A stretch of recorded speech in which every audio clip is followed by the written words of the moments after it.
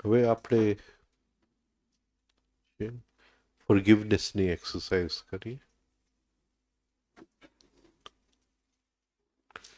એક યાદ રાખજો કે હું માફ નથી કરી શકતો. અહમ કોઈ દિવસ માફ કરી શકતો નથી. માફી એક અંદરની સ્થિતિ છે. ક્ષમા જે છે એ અંદરની સ્થિતિ છે. જ્યારે મારી અંદર જે સંસ્કાર પડેલો છે કે મારે એનાથી સારું થવું છે, જ્યારે મારી અંદર એ સંસ્કાર કે મારી વાત રહેવી જોઈએ, બીજાએ મારી વાત માનવી જોઈએ, જ્યારે રિવેન્જનો સંસ્કાર અંદર ઓગળી જાય છે કે એને મારે બતાવી દેવું છે, જ્યાં સુધી આ અંદર પડેલું છે ચિત્તની ભૂમિની અંદર આવા સંસ્કાર, આવા પેટર્ન્સ, ત્યાં સુધી આપણે કોઈને માફ કરી શકતા નથી. માફી ઇન્ડિવિજ્યુઅલ માઇન્ડનો સંસ્કાર નથી, એ યુનિવર્સલ માઇન્ડનો સંસ્કાર છે. એટલે ક્ષમાની અંદર કોઈ પણ ચોઇસ નથી. હું એને ક્ષમા કરું ને એને ન કરું એ શક્ય નથી. અંદર ક્ષમાનો પ્રકાશ જાગી ગયો તો જે સામે આવ્યો એની ઉપર ક્ષમા પડી ગયો. Right, right. એટલે I forgive you but I will never forgive you. Right, એ શક્ય નથી. એ શક્ય નથી. રાઈટ. એટલે ક્ષમા એક અંદરનો પ્રકાશ છે. રાઈટ. એટલે આ એક્સરસાઇઝમાં આપણે કહીએ છીએ કે આઈ ફોરગીવ, પણ એ આઈ નથી. એ આઈ નથી. આ આઈ ઓગળે તો જ ફોરગિવનેસ થાય. બીજું, અધ્યાત્મની યાત્રાની અંદર ફોરગિવનેસ વગર કંઈ પણ શક્ય નથી. જ્યાં સુધી મારે કોઈનાથી સારું થવું છે, જ્યાં સુધી કોઈને મારે નીચે ઉતારવું છે, જ્યાં સુધી બતાવવું છે, ત્યાં સુધી કોન્શિયસનેસના પ્રદેશની અંદર હું પ્રવેશ જ નથી કરી શકતો. એટલે આ એક્સરસાઇઝ અતિશય ઇમ્પોર્ટન્ટ એક્સરસાઇઝ છે. રાઈટ. બીજું, જેમ મેં કીધું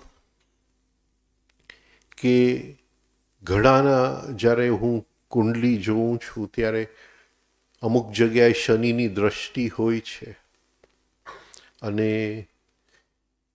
એ લોકોના જીવનમાં અમુક અડચણો આવે છે, અમુક તકલીફો આવે છે. એટલે જ્યારે આપણે બ્લેક ફ્લેમને વિઝ્યુલાઇઝ કરીએ છીએ ત્યારે એ એક શનિ, એ ડિવાઇન ફ્રેગમેન્ટનો એ પ્રતીક છે, અંદરના આત્મતત્વનો એ પ્રતીક છે, અને એ શનિ મહારાજનો પણ પ્રતીક છે. એટલે એ શનિ મહારાજના જે નેગેટિવ ઇન્ફ્લુઅન્સીસ આપણા જીવનમાં છે, આ ખાલી આ એક એક્સરસાઇઝ કરવાથી એ નીકળી જશે. એટલે બહુ જ પાવરફુલ એક્સરસાઇઝ છે. ચાવડિયાજી અમને બોમ્બેમાં દર મહિનાના છેલ્લા શનિવારે કરાવતા હતા આ એક્સરસાઇઝ. એક વખત એને માધુપુરમાં કરાવ્યું છે. રાઈટ. અને આ એક્સરસાઇઝ હું તમને કહેતો જઈશ, એ પ્રમાણે જોતા જશો. આપણે મનોમય કોષની વાત કરી છે એટલે સામે બધાય ચિત્ર આવશે, બધાયના મોઢા આવશે અને આપણે માફી માંગતા જશું. હવે જે જોવાનું છે એ જ્યાં દિવાલ શું કહેવાય, સીલિંગને શું કે છતને મળે એ બાઉન્ડ્રીને જોવાનું છે. હા, એ જોવાનું છે. પગ અને આસન બતાવી દે ને,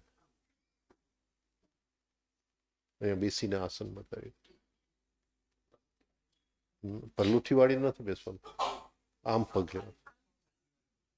હા હા, આમ પગ લેવાનું. લઈ લે આખા અને ભેગા કરી લે પગ.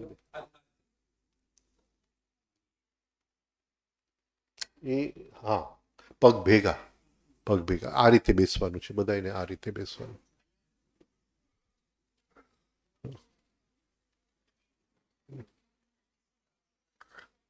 ખુરશી ઉપર જેમ બેઠા છો ચાલશે, નીચે બેઠા હોય તો આ રીતે બેસવાનું છે.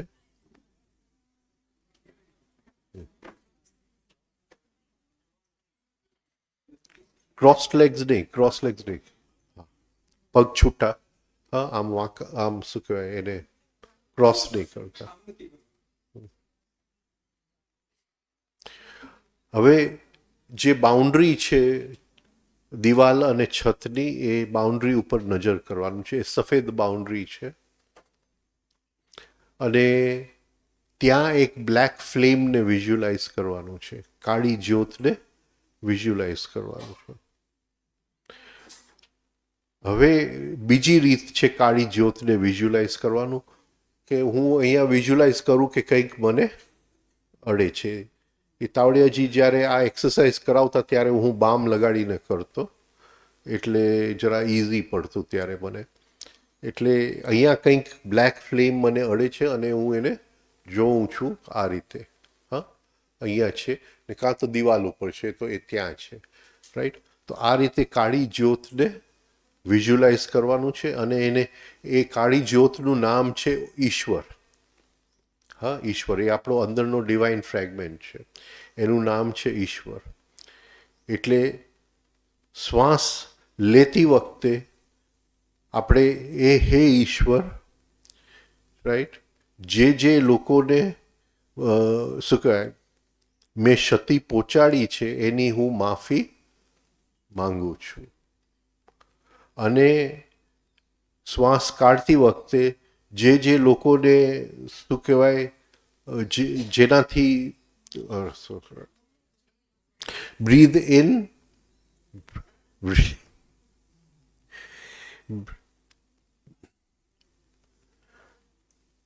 બ્રીધ ઇન, આપણે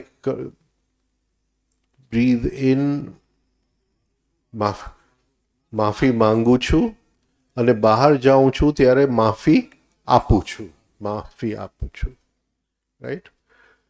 એટલે આ શ્વાસ લેતાની સાથે માફી, I please forgive, I forgive, please forgive, I forgive, right. પણ એ બની શકે તો આખી એની સંવેદના લેવજો. હા, હવે જે લોકોને શું કહેવાય મેં ક્ષતિ પહોંચાડી છે, કોઈને મેં દુઃખ પહોંચાડ્યું હોય, એ કદાચ એના ચિત્ર સામે આવશે તો એક એક ચિત્રને જોજો અને અંદરથી નમન કરજો અને એ ચિત્ર ચાલ્યું જશે. અને જે લોકોને શું કહેવાય ફરીથી હું મારો ગોટાળો થઈ જાય છે, ફરીથી મને કહેજો. હા, જે લોકોએ મને દુઃખ આપ્યું છે એને હું માફી આપું છું, માફી આપું છું. અને એ લોકોના એ ચિત્ર આવશે, એક એકને જોવાનું કોશિશ કરજો અને એને માફ કરી દેજો, રાઈટ. કોઈ આપણને દુઃખ નથી આપડતું, આપણી અંદર શું કહેવાય રિવેન્જનો સંસ્કાર પડેલો છે, એટલે કોઈકની ગાળ, કોઈકનું દુઃખ આપણે આમંત્રિત કરીએ છીએ, રાઈટ. એટલે જે છે એ આ ઓગળવામાં છે, રાઈટ. 3 સ્ટેપ બ્રીધિંગ આપણે કરતા જશું અને આ એક્સરસાઇઝ કરશું. હા, તો જરા સીલિંગને જોજો બધાય અને આસનમાં મ્યુઝિક મૂકી દેજો, લાઇટ બંધ કરી દેજો બધા.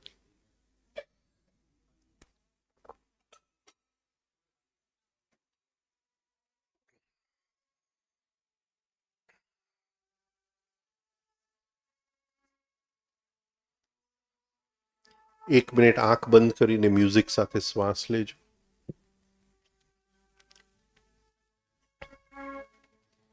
હવે આંખ ખોલી અને સીલિંગને જોજો, સીલિંગને દિવાલનું જે મિલન છે એને જોજો. હવે બે આંખની વચ્ચે એક બ્લેક ફ્લેમને જોવાની કોશિશ કરજો. ખાસ યાદ રાખજો કે શ્વાસ મ્યુઝિક સાથે જ ચાલે. એક કાળી જ્યોત, એ આપણો અંદરનો ઈશ્વર છે, અંદરનો કૃષ્ણ છે. એને કહો ઓ ઈશ્વર, અંદરથી બોલજો ઓ ઈશ્વર, તારા સાક્ષીમાં હું શ્વાસ લઉં છું અને જે લોકોને મેં ક્ષતિ પહોંચાડી છે એની માફી માંગુ છું.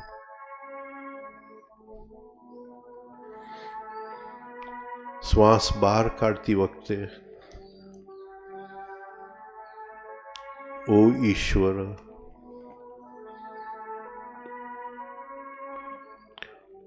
જે લોકોને મને ક્ષતિ પહોંચાડી છે એને માફી કરી છું, એને હું માફ કરું છું. I forgive them.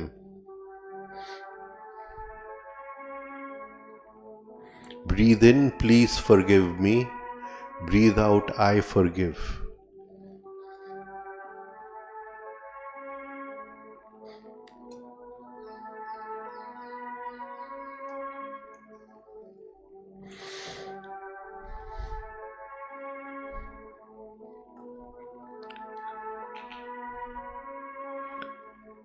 જ્યાં જ્યાં આપણને નાનપણમાં દુઃખ થયું હોય, કોઈકે આપણને કંઈક કીધું હોય, આઈ ફોરગિવ, હું એને માફ કરું છું. એની ઉપર જોઉં છું ને પ્રકાશ ફેંકું છું, એને માફ કરું છું. પણ ઈશ્વર તારી સાક્ષીની અંદર, તારી સાક્ષીમાં, અને એ ચિત્ર જે આવે જેને આપણે દુઃખ પહોંચાડ્યું હોય, અલગ અલગ ચિત્ર, એની આપણે માફી માંગીએ. Hold the black flame. બંને આંખની વચ્ચે કાળી જ્યોત જોવાની કોશિશ કરજો. એ કાળી જ્યોત ધારણ કરજો બંને આંખની વચ્ચે. ઓ ઈશ્વર, બ્રીધ ઇન. ઓ ઈશ્વર, મને માફ કરજો.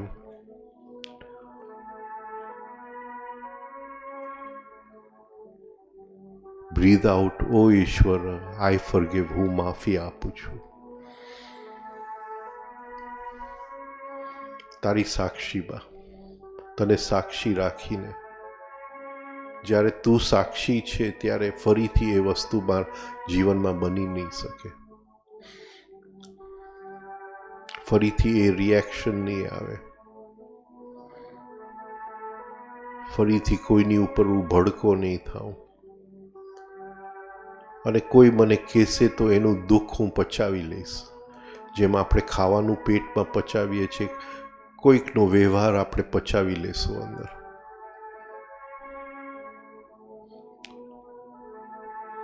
બંને આંખની વચ્ચે the black flame. Breathe in. Please forgive me. મને માફ કરજો.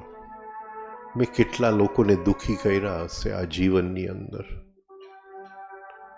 એની બધાને ઉપર હું પ્રકાશ ફેંકતા ફેંકતા ઈશ્વરની સાક્ષીમાં, બ્લેક ફ્લેમની સાક્ષીમાં,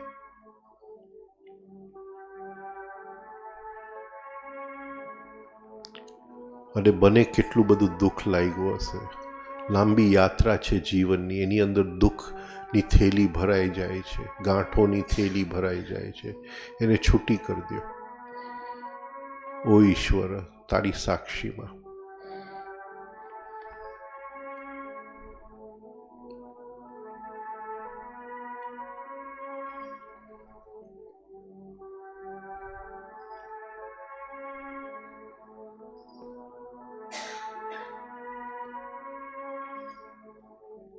હવે ધીમેથી આરામથી બેસી જાઓ.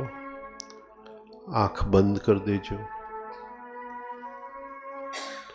અને એ જે બ્લેક ફ્લેમ આપણે બહાર જોયું હતું એને અંદર જોવાની કોશિશ કરજો.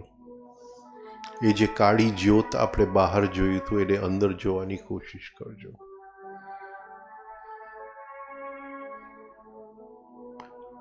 અને 5 મિનિટ આ શાંતિમાં બેસવાનું છે. આપણા બધાએ ઘાવ રૂજાઈ ગયા છે.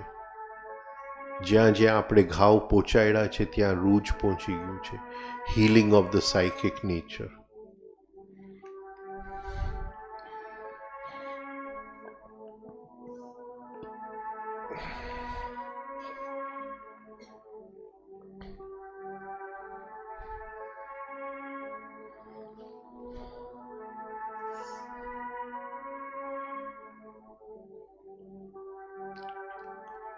એકદમ હલકા આપણે થઈ ગયા છે. કેટલો બોજ હતો ગાંઠોની બોજ હતી, એ ગાંઠોની બોજ ઉતરી ગઈ છે.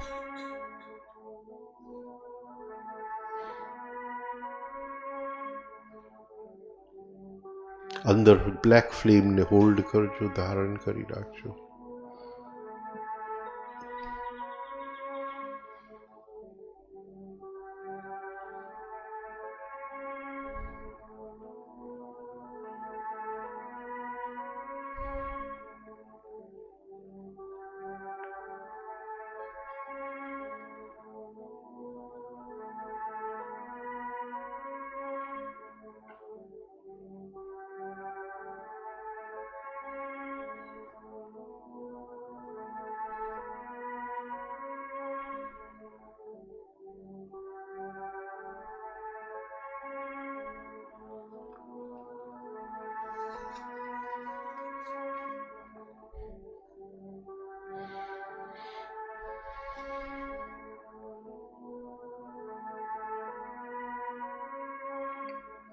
એકદમ શાંતિ છે અંદર.